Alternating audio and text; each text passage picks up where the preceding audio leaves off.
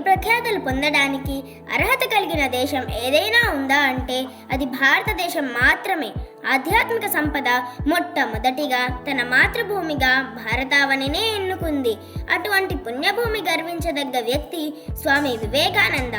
సాధారణంగా భారతదేశం నుండి విదేశాలకు వెళ్ళి అక్కడ చదువుకొని అభివృద్ధి చెందుతున్నామనుకున్న వారు ఎందరో అయితే, దానికి విపరీతంగా ఇక్కడే సంపూర్ణ విద్యను అభ్యసించి మనం ఎవరితో పాలించబడుతున్నామో వారి వద్దకే వెళ్ళి భారతదేశపు కీర్తి పతాకాన్ని తన ఒకే ఒక్క ప్రసంగంతో ఎగురువేసినటువంటి ఘనత స్వామి వివేకానందదే.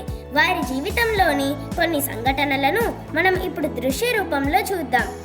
వివేకానంద చిన్నప్పటి పేరు నరేన్. నరేన్ చిన్ననాటి నుంచే తన వాక్పట్టిమతో అందరినీ ఆకర్షించేవారు. ఒకసారి పాఠశాల సమయంలో అభివాదనశీలస్య అభివాదనశీలస్య నిత్యం వృద్ధోపసేవినః నిత్యం వృద్ధోపసేవినః చత్వారితస్య వర్ధన్తే ఆయుర్విద్యాయసో బలం. మధు, విశ్వ, నరేన్, నేను ఇప్పుడు ఏ పద్యం చెప్పానో చెప్పండి. మధు, విశ్వ, నరేన్, నువ్వు చెప్పు. అభివాదనశీలస్య నిత్యం వృద్ధోపసేవినః చత్వారితస్య వర్ధన్తే ఆయుర్విద్యాయసో బలం. ఇంతవరకు మాట్లాడింది ఎవరు? నరేన్ సార్, నరేన్. మీరు అలా అసత్యం చెప్పకండి. నరేన్ చక్కగా సమాధానం చెప్పాడు. నరేన్, నువ్వు కూర్చో. మిగిలిన వాళ్ళంతా బెంచులపై నిలబడండి. నరేన్, నువ్వు కూర్చో.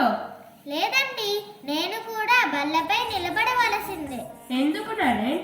నువ్వు శ్రద్ధగా విని అడిగిన ప్రశ్నలకు సమాధానం చెప్పావు కదా. లేదు మాస్టారు, ఇప్పటి వరకు మాట్లాడింది నేనే, వారెవరూ కాదు. కాబట్టి వారితో పాటు నేను శిక్షను అనుభవించాలి. సిస్టర్స్, ఇంతవరకు మనం నరేన్లోని సత్యనిష్టను చూసాము కదా. దీనిని బట్టి మీరు ఏమి తెలుసుకున్నారు? ఎటువంటి పరిస్థితుల్లోనూ సత్యాన్ని వీడకూడదు, ఎప్పుడూ నిజాయితీగా ఉండాలి. మరి మరో విషయం ఏమిటి? అదే, స్వామీజీ ఏకకాలంలో 2 విషయాలపై దృష్టి కేంద్రీకరించగలిగారు కదా. మరి దానికి కారణం ఏమై ఉండవచ్చు? ఏకాగ్రత. మరి ఇప్పుడు మనం స్వామీజీ ఏకాగ్రత గురించి తెలుసుకుందామా?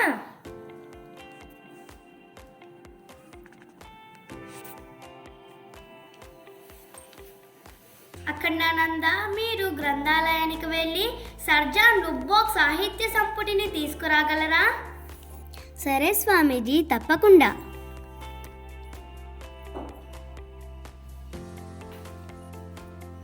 నమస్తే సార్, నాకు సర్ జాన్ లుక్బోక్ సంపుటిని ఇప్పించగలరు? తప్పకుండా, తీసుకోండి స్వామి.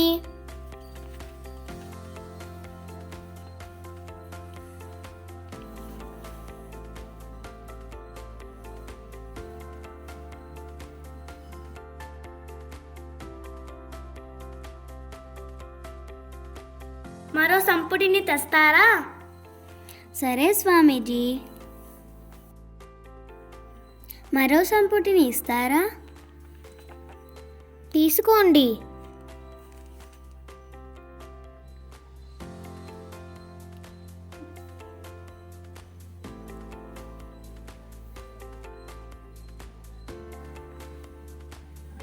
మరో సంపుటిని తీసుకురాగలరా?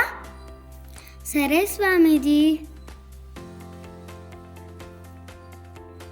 మరో సంపుటిని ఇప్పించగలరు? స్వామీజీ నిజంగా చదువుతున్నారా? తీసుకోండి. అయ్యా, నాకు ఒక సందేహం. నిజంగా మీ స్వామీజీ చదువుతున్నారా లేక చదివినట్లు నటిస్తున్నారా?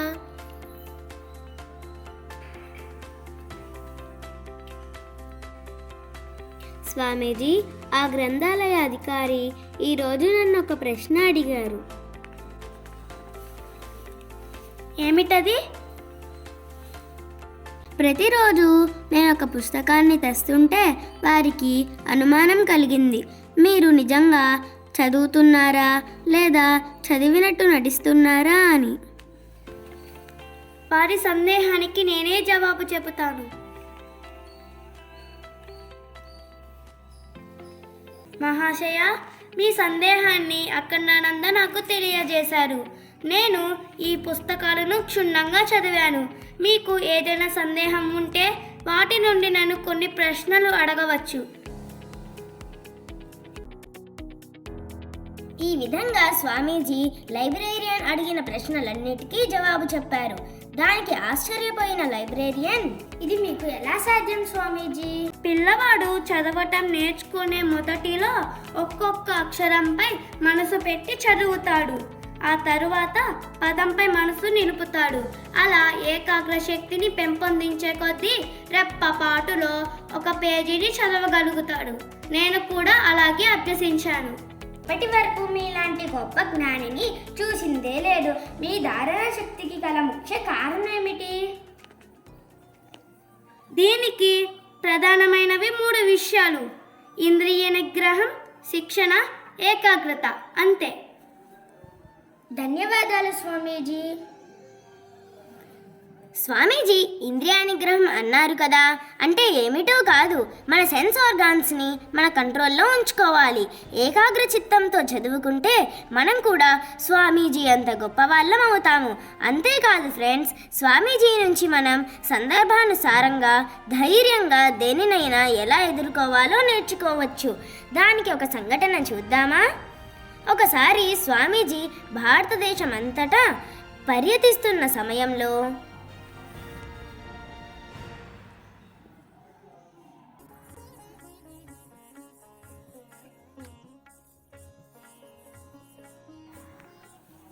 చూస్తుంటే ఈ కోతులు నా వైపుగా వస్తున్నట్టున్నాయి.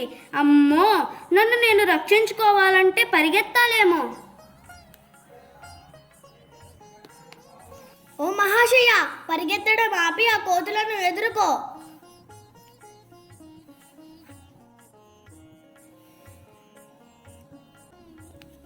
ఇలానే మన జీవితంలో కూడా ఎన్నో కష్టాలు కోతులలాగా వెంబడిస్తాయి. వాటిని చూసి భయపడి పరిగెత్తకుండా వాటిని ధైర్యంగా ఎదుర్కోగలిగితే అవి మటుమాయమవుతాయి. దీని ద్వారా మనకు స్వామీజీ ఏమి చెప్పారు? Strength is life, weakness is death. బలమే జీవితము, బలహీనతే మరణం. ధైర్యవంతులే దేనినైనా సాధించగలరు. పిరికివారు ఎన్నడూ విజయాలను సాధించలేరు. మనం ఉన్నత విజయాలను సాధించాలంటే మన మాతృభూమి పట్ల ఎనలేని ప్రేమ, గౌరవం కలిగి ఉండాలి. స్వామి వివేకానందకు భారతదేశమన్నా భారత ప్రజలన్నా మిక్కిలి ప్రేమ, గౌరవం. దానికి నిదర్శనమే చికాగోలో జరిగిన ఒక సంఘటన. Hello Swamiji, nice to meet you. నమస్తే. ఏమిటి స్వామీజీ, షేక్ హ్యాండ్ ఇవ్వకుండా నమస్తే చెబుతున్నారు? ఇలా చేయడం మీ దేశంలో తప్ప? లేదు, నమస్కారం చేయడం మా దేశంలో అత్యున్నత గౌరవ చిహ్నం. ఓ స్వామీజీ, భారతదేశ స్త్రీలు ఎందుకు షేక్ హ్యాండ్ ఇవ్వరు? సామాన్య పౌరులు ఎవరైనా మీ దేశపురానికి షేక్ హ్యాండ్ ఇస్తారా? నో, ఆమె మా దేశపు రాణి. కానీ మా దేశంలో ప్రతి స్త్రీ ఒక రాణియే కాబట్టి ఎవ్వరూ షేక్ హ్యాండ్ ఇవ్వరు. ఓ గ్రేట్, నేను ఎప్పుడు ఎక్కడ వినలేదు. స్త్రీకి అంత గౌరవమా? యత్ర నార్యస్తు పూజ్యంతే రమంతే తత్ర దేవతాః. అయితే స్త్రీలు గౌరవింపబడతారో అక్కడ దేవతలు నివసిస్తారు. అంత గొప్ప దేశం. దయచేసి ఈరోజు మీరు మా ఆతిథ్యం స్వీకరించండి స్వామీజీ. తప్పకుండా, ధన్యవాదములు.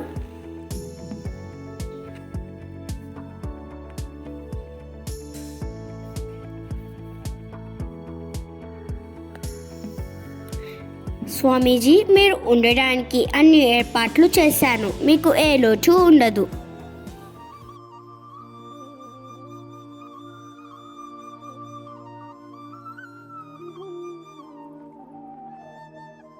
అమ్మ జగజ్జనని, ఈ పేరు ప్రతిష్టలు నాకెందుకు? నా మాతృదేశం పేదరికంలో మగ్గుతున్నప్పుడు వీటినన్నింటితో ఏమి ప్రయోజనం?